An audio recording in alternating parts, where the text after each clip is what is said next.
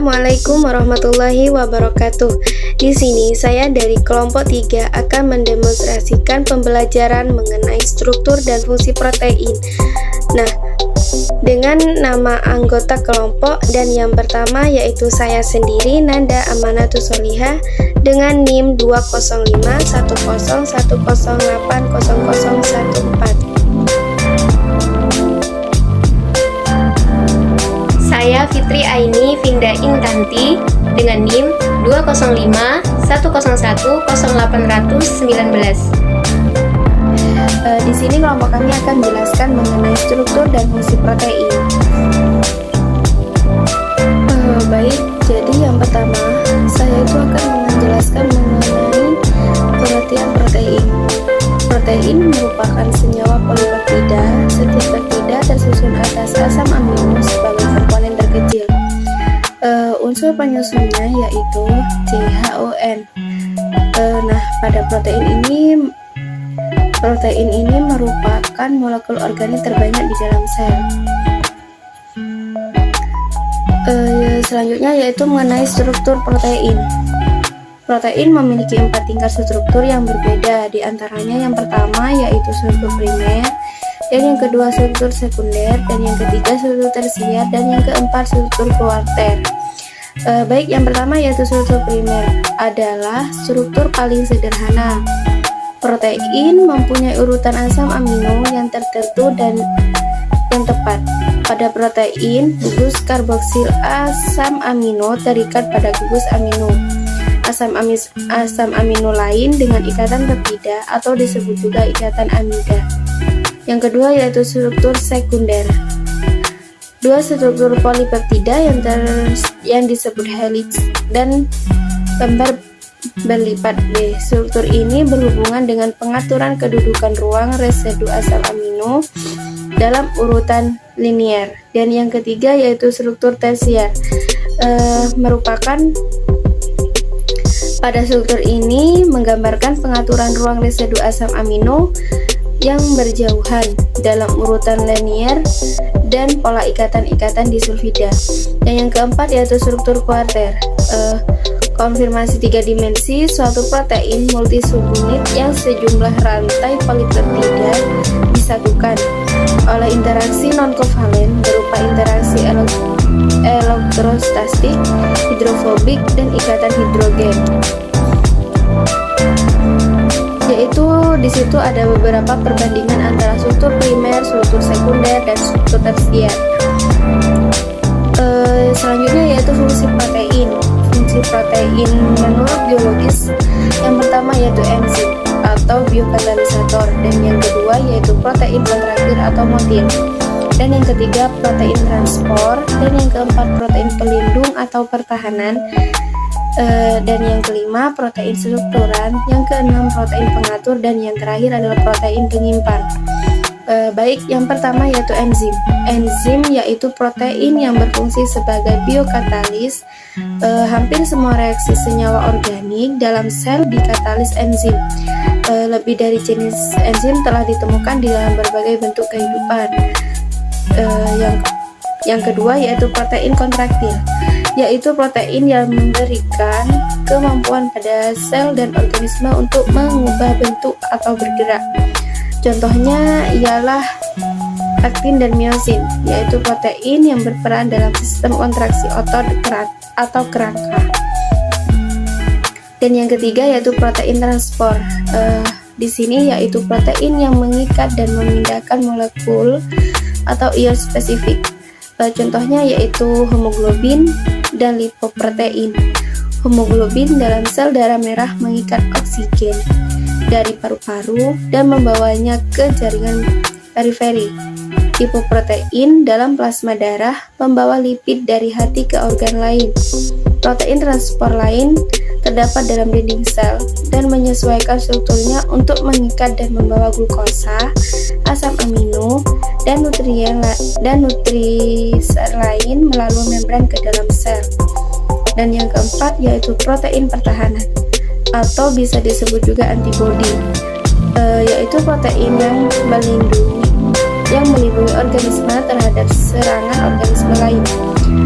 atau bisa disebut penyakit. Contohnya ialah hemoglobin atau antibodi. Protein ini dapat mengendali dan menetralkan bakteri, virus, atau protein asin dari spesies lain. Dan yang kelima yaitu protein struktural atau protein yang berperan dalam menyangga untuk memberikan struktur biologi, kekuatan, atau perlindungan. Contohnya ialah kolagen, yaitu komponen utama dalam urat dan tulang rawan. Contoh lain adalah keratin yang terdapat pada rambut, kuku, dan bulu ayam. Yang keenam yaitu protein pengatur, yakni berfungsi sebagai pengatur reaksi di dalam tubuh. Misalnya, insulin yang berperan dalam mengubah glukosa menjadi glikogen. Pengendali tumbuhan bekerja sebagai penerima atau reseptor yang dapat memengaruhi fungsi bagian-bagian DNA. Dan yang ketujuh yaitu protein penyimpan, ialah protein yang berfungsi sebagai cadangan makanan. Contohnya yaitu protein yang terdapat dalam biji-bijian seperti gandum, beras, dan jagung. Karakteristik enzim. Enzim merupakan molekul protein kompleks yang dihasilkan oleh sel hidup yang berfungsi sebagai katalisator dalam berbagai proses kimia di dalam tubuh makhluk hidup. Nah, sedangkan sifat-sifat enzim yang pertama yaitu biokatalisator, yang kedua yaitu termolabil, yang ketiga enzim bekerja secara bolak-balik, yang keempat yaitu enzim bersifat spesifik, yang kelima yaitu kofaktor, yang keenam yaitu enzim dapat mengalami denaturasi, yang terakhir yaitu susunan kimianya tidak berubah oleh reaksi tanpa enzim bekerja. Nah, sedangkan komponen enzim ada dua, yaitu apoenzim dan kofaktor. Nah, kalau mekanisme kerja enzim ada dua teori, yaitu teori gembok dan kunci dan teori kecocokan yang terreduksi. Baik, di sini saya akan mencoba menjelaskan mengenai cara memurnikan enzim. Ada beberapa faktor yang berpengaruh dalam memperoleh kemurnian enzim yang tinggi. Metode-metode dalam pemurnian enzim diantaranya adalah pengendapan, filtrasi membran, kromatografi adsorpsi, kromatografi afinitas, dan filtrasi gel. Pemurnian enzim dapat dilakukan dengan beberapa cara. Di antaranya adalah dengan menggunakan pelarut organik, gel filtrasi, atau dengan menggunakan garam.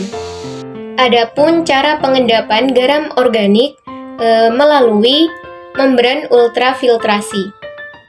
Tujuan yang ingin dicapai dalam pemurnian enzim adalah mengisolasi enzim spesifikasi dan ekstrasel mentah yang banyak mengandung komponen lain.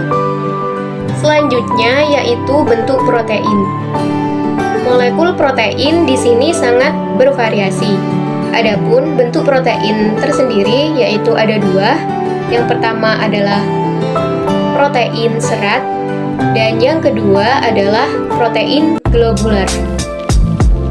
Protein serat dibangun oleh rantai-rantai polipeptida yang ditata sepanjang satu sumbu. Sifat dari protein serat adalah kuat, kaku, dan tidak larut dalam air. Sedangkan pada protein globular, rantai-rantai polipeptida melipat menjadi bentuk bola. Sifat dari protein globular adalah larut dalam air. Selanjutnya yaitu fungsi protein. Di sini fungsi protein ada 4. Yang pertama yaitu membentuk jaringan dalam masa pertumbuhan dan perkembangan tubuh. Yang kedua yaitu memelihara jaringan tubuh, memperbaiki serta mengganti jaringan tubuh yang rusak atau mati. Yang ketiga yaitu menyediakan asam amino yang diperlukan untuk membentuk enzim pencernaan dan metabolisme. Dan yang terakhir yaitu mengatur keseimbangan tubuh. Selanjutnya yaitu cara mendeteksi protein. mengukur total protein untuk mengkalkulasi konsentrasi substrat pada sampel biologis. Ada beberapa metode yang digunakan dalam mendeteksi protein. Di antaranya yang pertama yaitu metode BCA untuk mendeteksi protein. Digunakan bersama dengan kit deteksi zat lainnya seperti kandungan enzim, ion, dan sitokin yang digunakan dalam sampel jaringan dan sel. Pada deteksi Western blot, protein total pada sampel digunakan untuk menentukan jumlah sampel. Metode yang kedua yaitu metode BCA yang digunakan dengan reagen Western blot untuk penentuan kandungan total protein pada serum plasma. Metode yang ketiga yaitu metode Biuret digunakan dalam evaluasi dasar dalam diagnosa penyakit. Penentuan kandungan target protein pada purifikasi protein. Metode yang keempat yaitu metode Komasi, Lilian Blue, dan metode BCA yang digunakan untuk deteksi protein pada deteksi enzim.